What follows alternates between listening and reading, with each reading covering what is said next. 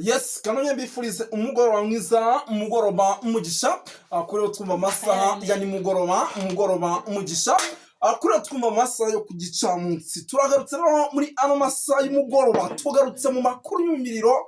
Ngira ngo nababwiye ati mu masaha y'umugoroba muze kwitondera amakuru turi bubazanire, araza kuba ari amakuru ameze neza. Turagarutse bakunzi ba Duniani Kote TV, tugiye kuba tugaruka kuri byinshi cyane bigiye bitandukanye. Tugere tubapudetinga gatanu kuri kagenzi kako. Kuri mikoro ya mbere ni Moses nk'ibisanzwe, ariko kuri mikoro ya kabiri ni Bwana Kalemba Aimable. Bwana Kalemba Aimable, umugoroba mwiza. Umugoroba mwiza, umugoroba w'umugisha Bwana Moses, umugoroba w'umugisha ku bakunzi bacu ba Duniani Kote TV. Yes, Bwana Moses, ngo kuko ninjiye muri studio n'icyitwa amakuru adasanzwe, ngo kuko ninjiye muri studio n'icyitwa agahinda kadasanzwe.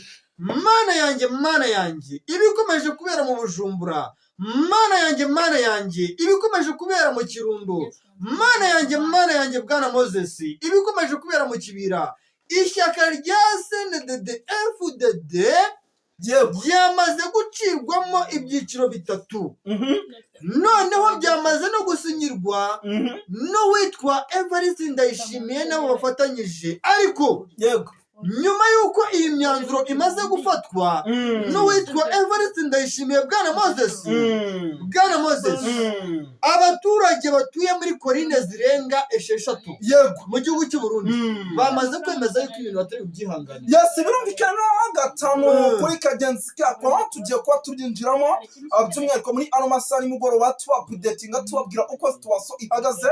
Mbere na mbere yo kugira ngo tujye mu bintu byinshi, Bwana Kalemba Aimable waza kuma amasomo n'amaki cyane banduzuze abantu badukurikira bari mu bice bigiye bitandukanye. Umwanya w'ibyuma badufashe batubwire ese amashusho ari kugaragara neza. Yes, birumvikana rero Bwana Kalemba Aimable, reka twinjire dusuza abantu badukurikira bari mu bice bigiye bitandukanye. Badukurikira bari muri korine Mujejuru, badukurikira bari muri korine Munangara, badukurikira bari muri korine Munanira, badukurikira bari muri korine ya Gitega, badukurikira bari muri korine ya Tongo, badukurikira bari mu korine ryatandukanye Bujumbura, Cibitoke, baradukurikira i Kigali mu Rwanda. Tubahaye ikaze cyumwihariko muri ano masaha ya nimugoroba, abari Kenya, Tanzania kwa Samia Suluhu Hassan, kwa Cyril Ramaphosa South Africa. Tubahaye ikaze hano kuri Duniani Kote TV. Tubahaye ikaze badukurikira bari Zimbabwe, Malawi, tubahaye ikaze badukurikira bari ku mugabane w'Uburayi, tubahaye ikaze by'umwihariko muri rusange badukurikira rwose bari United Kingdom, America, Canada, Ububiligi ndetse n'Ubufaransa. Tubahaye ikaze. Birumvikana njya mu Bwana Kalemba Aimable mu kanya gato mbere y'uko ngaruka muri ano makuru, nubwo urimo urambwira ati nagahinda gakomeye, nakire inkuru idasanzwe igira iti uwitwa General Neva ubu tuvugana ari guhigwa na bamwe mu barwanashyaka ba CNDD-FDD. Isaha ku isaha ashobora kuza gukurwa mu nzira mu buryo mwese cyangwa ubundi. Iyi ni inkuru nakire nyuma y'uko mu masaha y'icyamunsi twari twababwiye ko urugo rwe bari kurugabaho ibitera isa n'isa. Ngira ngo narakubwiye ni uwitwa Agathon Rwasa, ni umuntu wo kwitondera. Ndababwira ati uyu munyoni uri muri gereza ucungishijwe ijisho ni umuntu wo kwitonderwa. Ndababwira ni ahitwa ku kibuga cy'indege cya Bujumbura Airport hamaze iminsi hafatiwe abasirikare batazwi, na n'ubu igihugu cy'u Burundi cyarababurishe. Ndababwira ati ibintu ni by'ikwitonderwa. Ndababwira ati ubu tuvugana ku mupaka uhana ku mupaka w'igihugu cya Kongo n'igihugu cy'u Burundi M23 imeze gutya. Ibi ni ukwitonderwa. Mu kanya gato nakiraga amakuru aturuka ahitwa za Kavimbi. Bwana Kalemba Aimable, ngira ngo nyuma y'ibyo byose inkuru winjiranye ku bijyanye na CNDD-FDD. Bwana Moses, ngereka mani yanagura amarira, mbanza mvuga ibintu byo mu Kirundo, mbanza mvuga n'agahinda, mbanza mvuga n'amarangamutima. Nyamara kumva ibintu abaturage bo mu Kirundo bari kumbwira, nyamara kumva amakuru ari guturuka mu Kirundo bavuga bati ni gute umuperezida yanga yuko abantu bacu biga, ni gute umuperezida yanga yuko twivuza mu bitaro, amafaranga yakubatse ibitaro, amafaranga yakubatse amashuri, amafaranga yakubatse imihanda. Bwana Moses, n'ubwa mbere ngaruka muri studio nihanagura gutya, ninshaka muri marinete n'uri nagahinda nzanye muri studio. Bwana Moses, ngarukanye icyitwa amakuru yo mu Kirundo. Abaturage bo mu Kirundo bavuze bati uwitwa Evariste Ndayishimiye yego aragerageza guhirahira akora igikorwa na kimwe cy'ubugizi bwa nabi cy'ubugizi bwa nabi hano twebwe turamurwanya nk'aho turi abanyamahanga cyangwa tuje dutabara nguyu nkurunzanya n'umujinya n'agahinda kenshi nkuye mu Kirundo n'umujinya mwinshi n'agahinda kenshi nkuye ahitwa za Kibitoki za Kamenge nkuye hariya za Kirorwa hejuru ya hariya za Kurine Mujejuru mu kanya gato Bwana Karemba Aimable nibwo navuganaga n'umuntu wari uvuye mu gihugu cya Tanzania ariko akambuka gahunda yari afite ngo yagomba kujya ahitwa za Ruyigi uyu muntu ngo yahuye n'ibibazo bikomeye mu nzira ngo imbonerakure ngo yageze mu gihugu cy'Uburundi neza ahitwa za Ruyigi ngo zimaze kumusahura byibura amafaranga bose bagera mu 250 by'amarundi ubwo rero izi mbonerakure mu gihugu cy'Uburundi abenshi bari kuzifata nka FDLR kuko ngo ibikorwa FDLR bikora ku butaka bwa Repubulika ya Demokarasi ya Kongo nibyo agaruka no mu gihugu cy'Uburundi ariko Moses mfite amakuru adasanzwe nyuma yuko muri kiriya kiyaga cya Tanganyika kimara gufungwa amayira y'abantu bambutsaga abaturage b'abakura za Kongo babajyana mu gihugu cy'u Burundi abajya mu bice bitandukanye abaturage bavuze bati ese iki kiyaga cya Tanganyika kari cyo kiyaga cya gisigaye hano mu gihugu cy'u Burundi kidutunze nikimara gufungwa abari batunzwe n'uburobyi abari batunzwe no gutwara abaturage mu bwato mu mato prota bazabaho bati barakora bati yego ibi rero Bwana Moses icyitwa sectors zose zo mu gihugu cy'u Burundi yego sectors zose zo mu gihugu Moses ngewe uyu munsi nzanye uburakari nzanye icyitwa amakuru yimbitse uwitwa Evariste Ndayishimiye ubu ari ku butaka hasi mu nzego za gisivile mu nzego za gisirikare mu nzego z'abanyepolitike ubwo byose birahuzwa hamwe ariko ngo Moses uwitwa Evariste Ndayishimiye ubuzima bwe buraharindimwe ariko Bwana Karemba Moses reba nkano mafoto yego aba baturage uri kwibona dore ibi bintu bafite ibi bitubona bafite bahetse mu mugongo bimeze neza cyane n'ibyo FDL muri 1994 ibi ntago bitindaho mu makuru aba nibo bambaye uniform ni ibitenge niki izi regazi abanga batozwa na FDL biravuga yuko n'umuyobozi wungirije umuyobozi mukuru w'imbonerakure mu gihugu cy'u Burundi ari umu FDL wavuye mu Rwanda mu 1994 wasize mu genocide banamwita ngo nzabaho nyize Joseph nubwo twese turamuzi ariko niryo yiyise nyine iyo bageze hariya barahindura bamwita umurundi ariko mu FDL yarazwi n'amazina yarazwi nzira mu Bwana Karemba Aimable yenda twahise twinjira mu bintu byinshi urumva kubera akababaro n'agahinda wari afite ku bw'amakuru mu kanya gato wakiraga ariko nimera gato tugaruke ku ishyaka riri ku butegetsi rya CNDD FDD iri shyaka ririmo riragaragaza kuza kugerageza gucikamo ibice bitatu nk'uko babivuze ndetse byanamaze gucikamo ni ishyaka kugeza amagingo ya risa nkaho ryari rifite runini uwitwa Evariste Ndayishimiye noneho Moses ntagaruka kuguca mu ijambo yego nta kibazo mu burere nahawe no mu kazi nkora uca umugabo mu ijambo wawiciyemo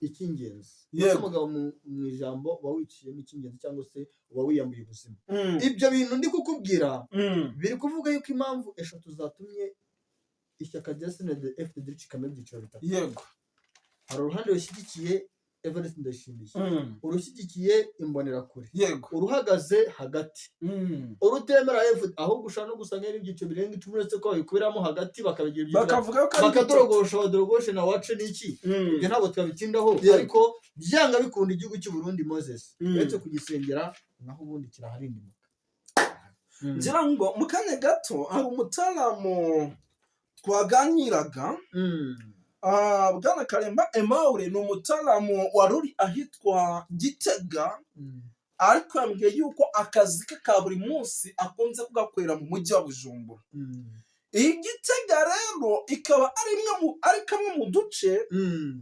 dutahamo abayobozi benshi hano mu gihugu cy'u Burundi yambwiye ati bigendanye n'umutekano w'abayobozi bari gutaha igitega bijyanye n'umutekano uri kongerwa ni Bujumbura, bijyanye n'umutekano wamaze kongerwa witwa Evariste Ndayishimiye. Ibi bintu biragaragaza neza yuko turaza kugera mu mwaka w'ibihumbi 2027 ngira ngo abakurikira politike bazi ko igihugu cy'u Burundi aribwo gifite amatora. Ibintu byahinduye imirishyo, aha niho usanga umuperezida ngo yatewe kudeta, ngo abantu batazi ese atewe kudeta gute. Ngira ngo amaye urugero arambwira ati uwitwa Prime Niyongabo ni umugaba mukuru w'ingabo, bijyanye n'uburyo ngo amafaranga anyerezwamo mu gihugu cy'u Burundi ku ruhande rwitwa Neva ndetse ngo n'ibindi bikomerezwa, ngo ibi bintu ngo ntabwo arimo arabyumva kimwe nawe. Arongera arambwira ati uwitwa Reverien Ndikuriyo uyu nawe ngo ni umugaba mukuru wa CNDD-FDD. Arambwira ati uyu nawe ni umwe mu bantu by'umwihariko bakomeje kugenda bagaragaza akaboko kanini ndetse no gucika intege ku ruhande rwe, akongera akigarukaho akavuga ati CNDD-FDD iyobowe n'uwitwa Neva ntabwo biri bugende neza mu gihe abaturage baraba batari kumwumva. Ati nanjye ntabwo ndi bujya ku ruhande rwe. Arongera agaruka kuwitwa yego uyu mugabo ni Ndakugarika. Arabagarika ahubwo aravuga ati umugabo cyane uyu mugabo ntari kumvikana n'uwitwa Neva. Aravuga ati ibi bintu byombi ubikomparinze ibikomerezwa bigera muri 4 muri CNDD-FDD kuba bitari kumvikana. Ibi biraza guteza ikibazo gikomeye mu gihugu, biraza guteza impagarara. Noneho akantu yanobyemo gakomeye ni ukuba harimo n'inzego za gisirikare. Icyo kintu uri kucyumva neza. Izi nzego za gisirikare niziza gucikamo ibice nk'uko wabivuze. Erega bwana Moses ntabwo tutizimye mu magambo nicyo Kinyarwanda kiberaho. Igisirikare cy'u Burundi ntabwo kikiri igisirikare gifatika, kuko niba igisirikare cy'u Burundi ubwacyo yego FDN yego baramaze gucekinga bagasanga kidafite ubushobozi buhagije, Kisekedi Shiromba akabwira Evariste Ndayishimiye ati reka nkohereza aba FDL 2029 ndenzeho amadolari ndenze amadolari 700,000 byo kugwa supporting mu buryo bumwe cyangwa ubundi. Icyo ni ikimenyetso kigaragaza yuko bwana Moses igihugu cy'u Burundi kikiri igihugu gifatika. Ibi bintu biraza gukomera nyama, kuko biranavuga yuko ano amadolari 700,000 witwa Kisekedi Shiromba yemereye Evariste Ndayishimiye yamuhayeho 200,000 ayandi 500 akatigeza akayaheba. Akaba nayo mpamvu bamenye politiki y'igihugu cy'u Burundi baketse yuko Evariste Ndayishimiye yafashe akayashyira mu ikofi ye. Ni nayo mpamvu za liste zasohotse ejo bundi bimwe mu binyamakuru bikomeye hano ku isi byasohoye abaperezida hano muri Afurika y'Iburasirazuba basahurira mu nduru uwitwa Evariste Ndayishimiye n'uwitwa Kisekedi bakaza ku myanya ya mbere. Urumva niyo mpamvu abaturage b'igihugu cy'u Burundi n'abanyepolitiki batumvikana Kisekedi ndetse na Evariste Ndayishimiye mu gihugu abatumvikana Kisekedi mu gihugu cya Kongo Evariste Ndayishimiye mu gihugu cy'u Burundi base bavuga bati ibintu biremeje 100%. Erega bwana Moses gusesengura ushobora kureba tuvuge wenda director wacu muri imbere yacu. Director wacu ni umuntu ushobora kudirectinga mu minota 15 ariko nyuma y'iminota 15 agahita aba exhausted. Urumva nyuma yo kuba wenda izo mbaraga mu minota 15 uzi ko afite ubushobozi bwo kudirectinga mu minota 15, nyuma y'iminota 15 akagira umuntu uzi ukamufasha. Ni ukuvuga ngo icyo kintu ni ikintu gifite igisobanuro. Uba ugomba kumenya ngo uwitwa Evariste Ndayishimiye ubushobozi afite nubwo kuyobora adafite umuntu umusapotinga, wenda avuga ati wenda Evariste Ndayishimiye ni wa muntu uzaserukira igihugu muri Amerika bamuhereza amadolari miliyoni 15 nadorogoshemo 5 nadorogoshemo 10 ngo yubakemo amahoteli ngo yubakemo business runaka zizabyarira inyungu umuryango we cyangwa se we ku giti cye. Ugasanga ibyo bintu byose bikomeje kugenda bituma Evariste Ndayishimiye agwa hasi n'igihugu cyo kigwa hasi niwo bigizemo uruhare. inkuru ivuye mu nzira njye mvugisha ukuri ariko mfite agahinda mfite akababaro mu mutima. Bwana Karema Aimable tugiye kuvuga bwa kira bugatsa nyamuneka rwose reka rwose dusubikira ahangaha ahasigaye tugere tubategurira andi makuru. Salute rwose from a big family Duniani Kote TV turabakunda cyane. Murakoze cyane.